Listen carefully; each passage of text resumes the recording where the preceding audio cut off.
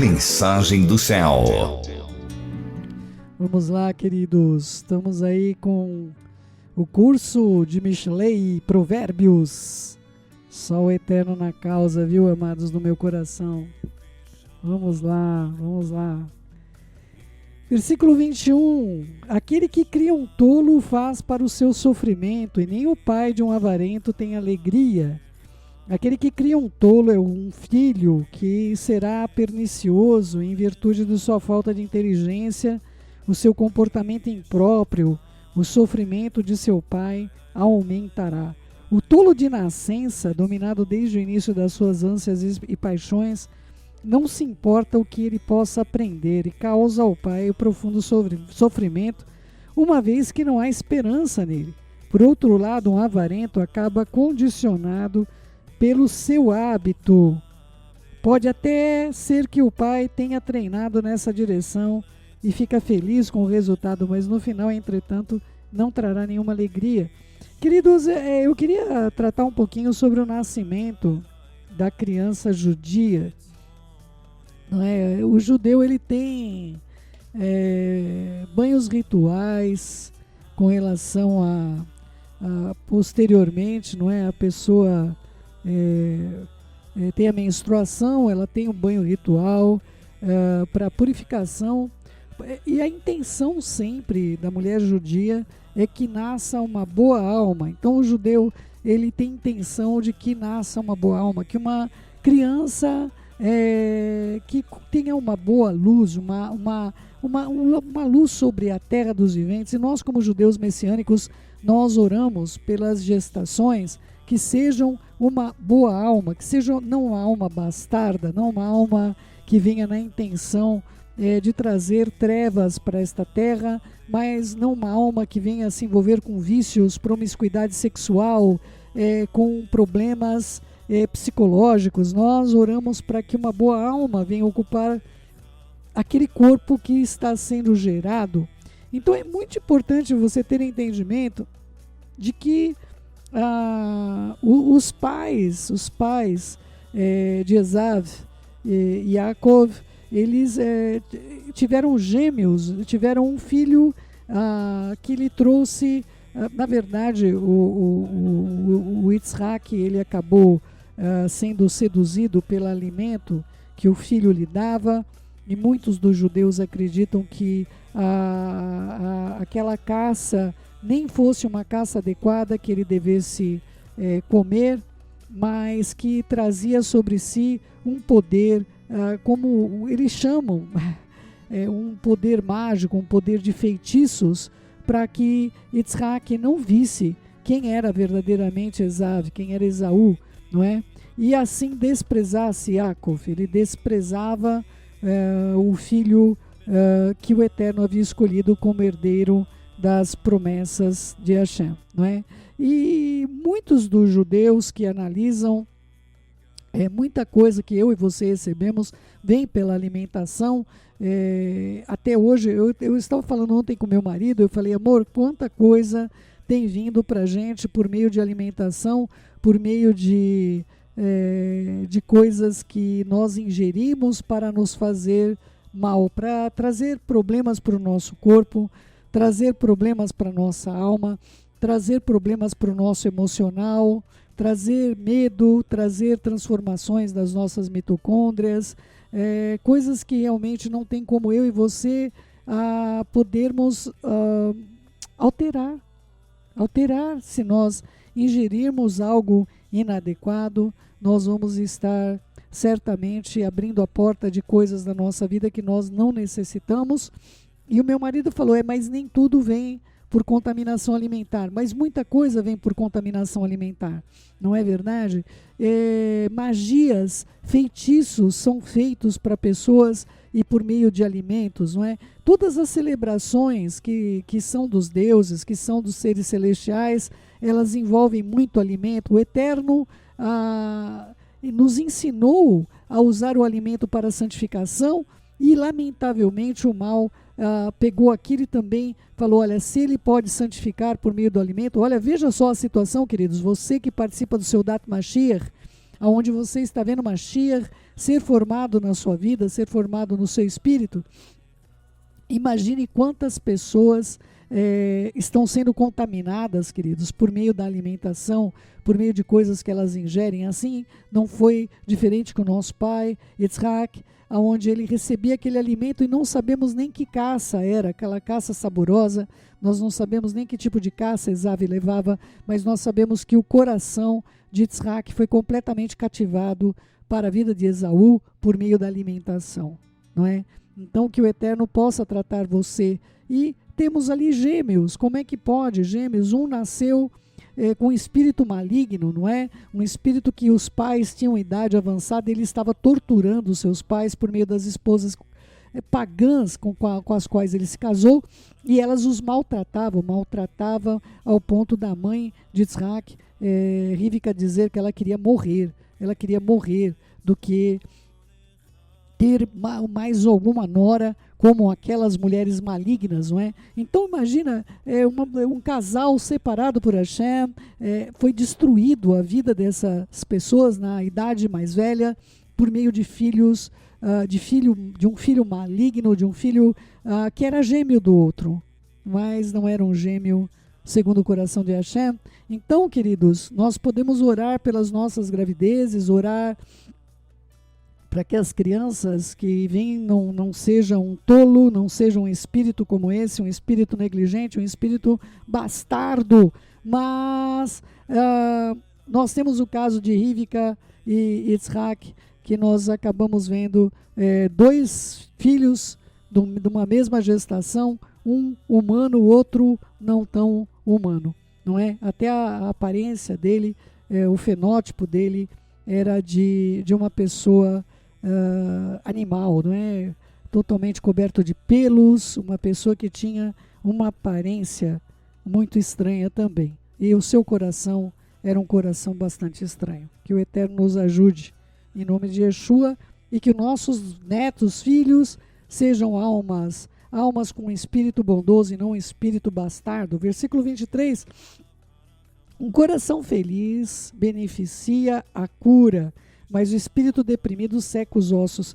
Queridos, eu acredito que eu não tenha de falar com vocês o quanto a depressão ela faz com que a pessoa não encontre a cura, não é? Muitas pessoas que têm uma disposição, têm uma alegria, têm um ânimo com relação aos seus tratamentos, e você já deve ter ouvido falar de uma pessoa que se entrega para a enfermidade. A pessoa, ela quer morrer, não é? A pessoa acaba se entregando para a enfermidade. E eu gostaria muito que você tivesse entendimento que isso é verdadeiro. As escrituras, elas tratam dessas questões de uma maneira bastante clara, e eu peço ao Eterno que você possa compreender que isso é assunto sério, não é? E o coração feliz, ele beneficia a cura, mas o espírito deprimido seca os ossos. Ou seja, não adianta você fazer um tratamento se a sua intenção não é a de cura, queridos, não é de passar por essa questão. Aquele que está contente, queridos, uma pessoa contente no seu lar, nesse mundo, prosperando, pode trazer bem-estar ao seu corpo, mas se o seu ser espiritual está quebrado interiormente, não progredindo para o seu crescimento, então a sua essência, os seus ossos seca e acaba descaindo. É importante ter entendimento também, queridos, que a sua resistência, quando você tem algum tipo de depressão, ela baixa, não é? Eu tenho tratado muito mais diretamente com a vida da Tânia, por causa que a gente vê os marcadores dela, né? Os marcadores dela com relação à evolução do câncer, mas ela tem os marcadores também que é a resistência dela. E nós vimos que ela passou por uma situação que a deprimiu por alguns dias, 2 dias na verdade. Ela teve uma situação de depressão, uma tristeza que entrou no coração dela, e os marcadores dela de resistência, queridos, despencaram, e é evidente que o câncer avançou, não é? E aí nós conversamos, oramos, e foi muito impressionante essa experiência para a gente, porque eu pude ver esse versículo na prática, não é? Observando os marcadores de uma pessoa que praticamente a Tânia não tem da gravidade da enfermidade que ela está, nós não vemos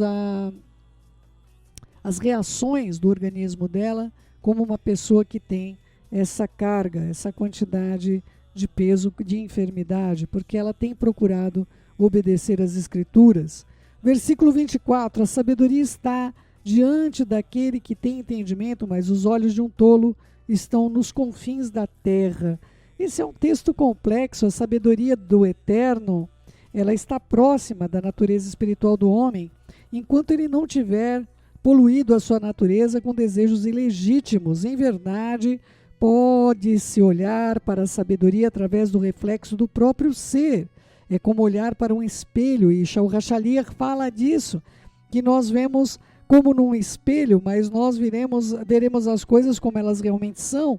Isso faz parte do pensamento judaico, pois a essência de nosso ser espiritual está estampada nessa sabedoria dada pela Torá. Aquele que corrompeu sua natureza com paixões proibidas, no entanto, tem um espelho que está enferrujado, encrostado de sujeira e não pode mais refletir as coisas celestiais naturalmente. Ele verá a sabedoria como algo estranho e inacessível, como se ele estivesse nos confins da terra. Queridos, quantas pessoas a gente conhece que coloca para nós, não, viver dessa maneira que vocês estão vivendo, não é? Queridos, nem tentou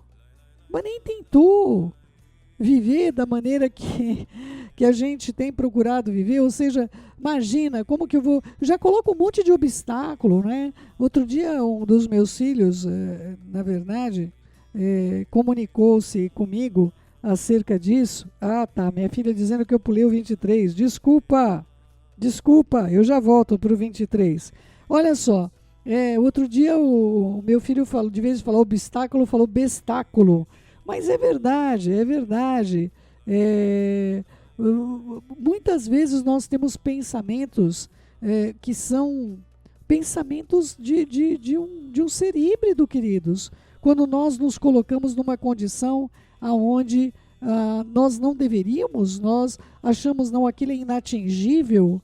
Queridos, nós podemos todas as coisas se a Hashem estiver conosco, nos fortalecendo. E eu não fiz a marcação na leitura e eu pulei o versículo 23. Obrigado, minha filha. Vamos lá. Ele tirará o suborno do peito do perverso para perverter as trilhas da justiça. Eu queria ler para vocês o versículo 23. O Eterno aceita as palavras de humildade e apaziguamento do peito dos perversos. Isso é um segredo entre ele e eles para mudar o veredito de mal para bom. E nós estamos justamente em Yom Kippur, né, chegando em Yom Kippur, para compreender esse versículo de um modo mais extremo, para compreender esse versículo da maneira que o Eterno deseja que nós estejamos tendo essa celebração do entendimento desse texto tão importante. Olha só, vamos lá, eu vou ler como é que ficou a nossa tradução do 23, o perverso, versículo 23, versículo 23, está a sabedoria, o perverso aceita o suborno secretamente para perverter as veredas da justiça. É isso mesmo, queridos. A minha tradução está tão diferente, não é? Ele tirará suborno do peito do perverso para perverter as trilhas da justiça. E essa colocação da nossa tradução está totalmente contrária da tradução que está na judaica. O Eterno tira o suborno do peito do perverso, que o perverso usa para perverter as trilhas da justiça. Queridos, olha só, a gente tem uma expressão clara sobre o rei Acabe. O rei Acabe, olha o que aconteceu com o rei Acabe. O rei Acabe foi lá, matou, nós vamos tratar sobre isso melhor ainda nesse período de Yom Kippur.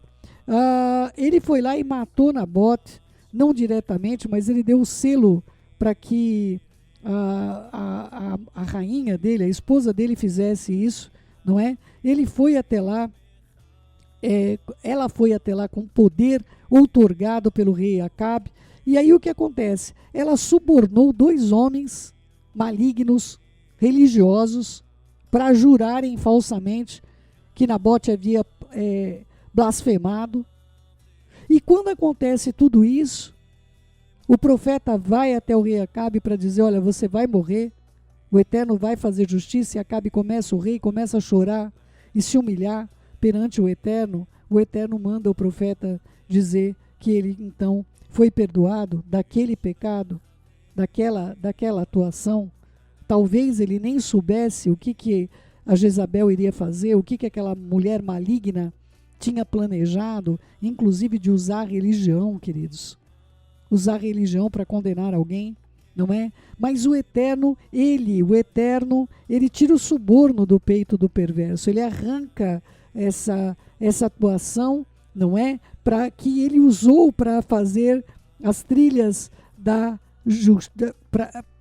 para perverter as trilhas da Mishpat, não é? E o Eterno tem o poder de ir lá e mudar o destino de uma pessoa que se humilha, que se arrepende verdadeiramente. É como fala aqui o sábio ao referir-se a esse versículo 23, ele aceita as palavras de humildade e de apaziguamento do peito dos perversos. Isso é um segredo, e entre ele e eles, para mudar seu veredito de mal para bom. Rabino Rashi que fez esse comentário, e é um comentário profundo desse texto importante, não é? Comentário aqui, Céu, se nós não aceitamos as coisas dos judeus, judeus tradicionais, judeus que não aceitam Mashiach, por que os comentários de um rabino você aceita um comentário acerca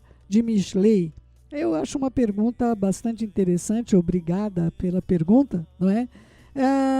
O texto de Mishlei, ele vai ele concerne as questões deste mundo, ele não concerne com as questões de ações que operam no reino espiritual, opera com relação às questões desse mundo, especificamente ao livro de Mishlei, ao livro de Provérbios. E nós temos textos judaicos ricos em grande sabedoria e que não devem ser desprezados de modo algum. A minha grande luta por vocês é quando vocês começam a querer ouvir as coisas ocultas que foram desvirtuadas, como o Kabbalah, como outras atuações, a Cabala, não é? E tantas outras atuações que nós vemos de vieses do judaísmo. Eu não sei se vocês sabem que o judaísmo aceita o espiritismo. O Zohar é um livro que vai tratar acerca do espiritismo, não é? Acerca de falar com os mortos, acerca de ter um envolvimento com os sábios no outro mundo. Céu, mas olha só, deixa eu entender. A gente lá está estudando Risgalos, não é? E lá em Risgalos a gente também não vê as almas lá que estão mortas embaixo lá do trono, e até o que elas estão falando, porque aí como é que fica isso aí que você está dizendo, não é? Porque estão narradas inclusive as palavras dos mortos lá, as pessoas que morreram e que estão embaixo do trono. Eles não são os mortos que a gente não deveria ter contato? Por que você é tão contra a gente estudar o Zohar, sendo que lá em Risgalos a gente tem as palavras dos mortos registradas num livro, ou seja, Yohanan está ali presenciando os mortos e vendo ainda o que eles estão orando, até quando tu não vingarás o nosso sangue? Essas são as palavras dos mortos. Yohanan teve acesso aos mortos, ele ouviu o que os mortos estavam dizendo. Então, meu querido e minha querida, nós temos um caso realmente gravíssimo no tocante a não ter contatos com os mortos. Eu não acredito de modo algum que Yohanan teve contato com os mortos, como acontece em Zohar, onde a pessoa está falando com os mortos, onde a pessoa está conversando com os mortos. O fato de Yohanan ter sido levado no tempo a ver o que os mortos estavam dizendo ao Eterno, eu não vi nenhum comentário dos mortos com relação a Yohanan. Eu não vi nenhum discurso de Yohanan com aqueles mortos, com aquelas pessoas que não estavam mais no ambiente da terra. Queridos, se vocês não souberem fazer a linha divisória de tudo isso, uma coisa é Mashiach falar com Eliyahu e Moshe vivos. Ele estava conversando com pessoas vivas, por isso que eu sei que Moshe ressuscitou, porque Mashiach jamais falaria com os mortos. Agora, comparar o Yohanan, ouvir o que aquelas pessoas embaixo do trono estavam falando para o Eterno, ele vê todos os mortos chegando nos céus com lulav na mão. Eu não vejo nenhuma comunicação de Yohanan com esses mortos, queridos. Não é possível que vocês não vejam a linha tênue que existe entre eu ter certeza que as pessoas que morreram estão vivas e eu ter uma comunicação com as pessoas que partiram desse mundo. Não é possível que você não veja a diferença.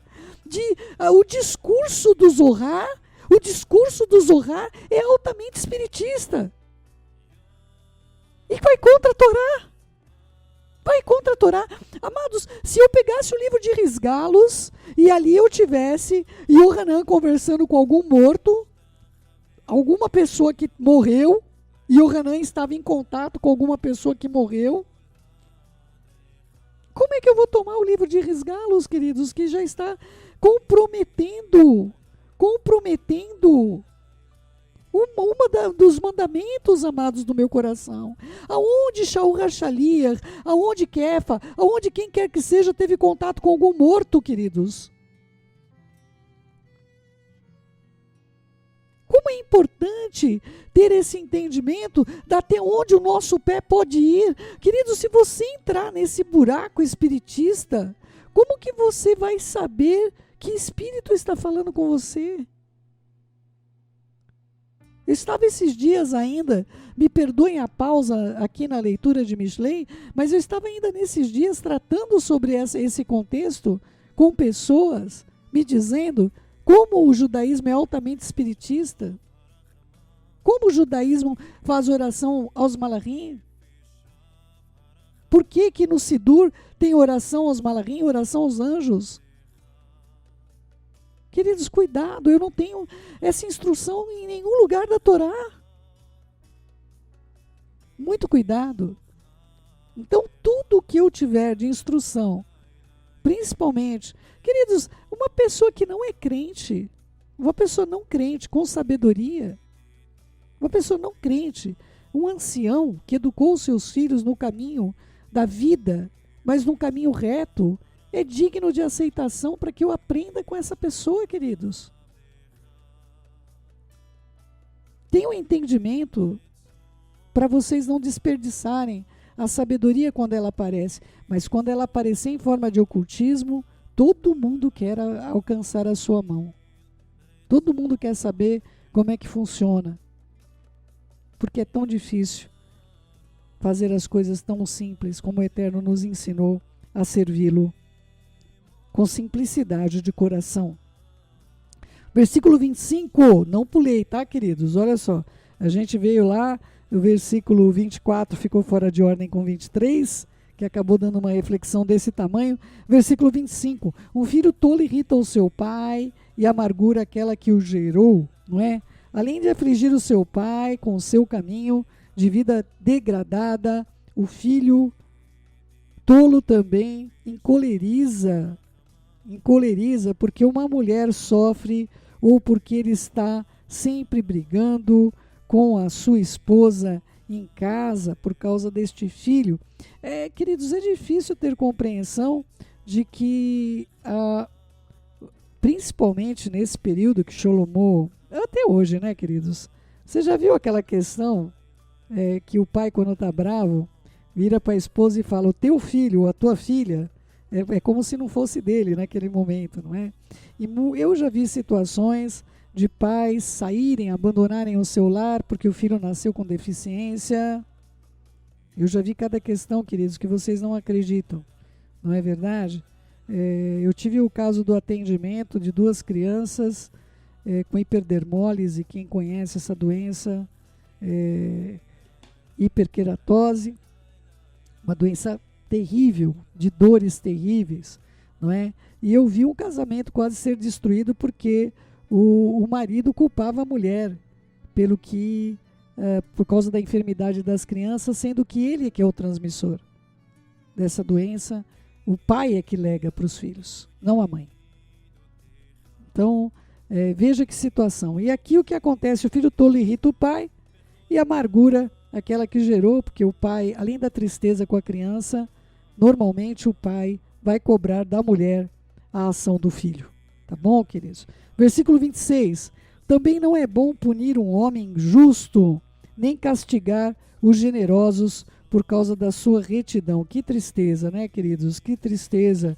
O Eterno decidiu não apagar o nome de Israel da terra, já que não era bom punir todos eles, castigar com eles os justos, entre eles que eram generosos e possuíam retidão, não é? Nós temos de ter entendimento, queridos, do que o Eterno, eu me lembro sempre de Sodoma, todas as vezes que eu leio alguma coisa assim, eu me lembro como o Eterno está disposto a fazer o bem se houver alguns poucos ali que sejam justos, não é? O Eterno, ele tem uma maneira toda própria de agir, não é?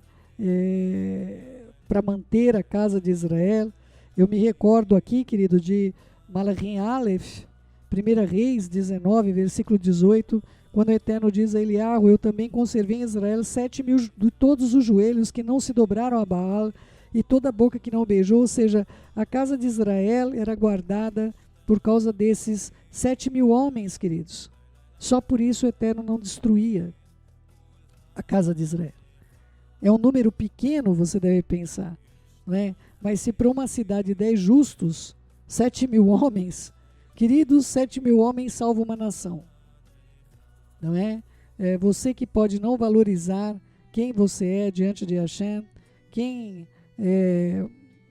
o papel que você dispensa na presença dele. Hoje de manhã meu marido estava fazendo ali o sharit, mas o perfume de Mashiach invadiu esta casa e eu comecei a cantar, até sair de perto dele, porque a presença do Eterno tão forte na minha vida ali, para não atrapalhar o sharit. Ele, na verdade, na hora que ele começou a cantar a Donolan, invadiu a presença da Ruach HaKodesh nesta casa, e eu até me afastei dele, fui lá para outra casinha lá fora para cantar ao Eterno um cântico novo, porque ele tem feito maravilhas, não é? E eu sei, queridos, que pode parecer pouco o número que nós somos, mas eu gostaria muito que você soubesse que você, nessa nação, pode fazer parte desses 7.000 que não se curvaram a Baal, não se curvaram a Mamon, não se curvaram à adversidade, não permitiram que seu coração esfriasse. Você pode ser um dos 7.000 que está mantendo com vida essa nação, que está impedindo de cair aqui esses meteoros para a destruição das cidades, o que está sendo usado por Hashem para trazer a esse lugar a segurança devida para que as pessoas possam ainda se arrepender dos seus maus caminhos e se converterem, fazerem techuvá verdadeira em nome de Yeshua. Eu oro para que você tenha entendimento do que o Eterno tem para a sua vida, que você tenha entendimento, tenha olhos para ver e ouvidos para ouvir, em nome de Yeshua, nosso Mashiach. Queridos, vamos orar? Querido Pai, em nome de Yeshua Mashiach, que Tu possas operar no nosso espírito, o Senhor possa nos dar entendimento, que até o ímpio, o Senhor tem dado oportunidade de arrependimento, oportunidade de se voltarem para Ti, para o bem. Que o Senhor venha nas nossas vidas, nos ensina a Te servirmos e nos ensina a sermos agradáveis ao Senhor. Que o Senhor esteja atento às nossas petições, às petições que nós fizemos, e que nós possamos Te servir com alegria. Guarda-nos também, eu Te peço, Pai, voltando para São Paulo, nos guarde nas estradas, guarda-nos aí com tantas coisas estranhas que ocorreram, guarda aquela casa, guarda as vidas da Dirce, a vida da Li, guarda a vida da minha filha Marisa que está vindo para cá, que o Senhor esteja conosco, nos dando da Tua bondade, É o que eu te suplico. Beshemeshua HaMashiach, que assim seja, assim seja.